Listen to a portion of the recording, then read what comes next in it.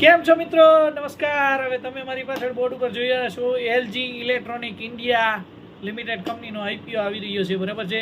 કંપનીનો આઈપીઓ 7 તારીખે આવે છે, 9 તારીખે ક્લોઝ થઈ જશે. કંપની 1140 રૂપિયા એટલે કે 13 શેર આપે છે. બરાબર છે. હવે આ બધા તમે જાણો જ છો કંપનીની વિગત, બરાબર, અને કંપની વિશે બી જાણો છો. LG life is good. બરાબર.